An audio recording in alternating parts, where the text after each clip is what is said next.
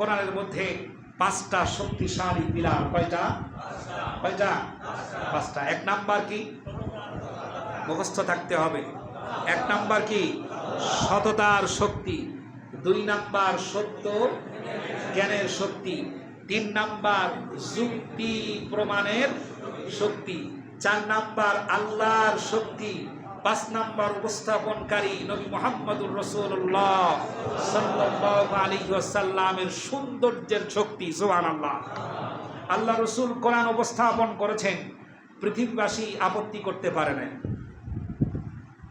বিরোধিতা করতে পেরেছে, বিরোধিতা করতে পেরেছে।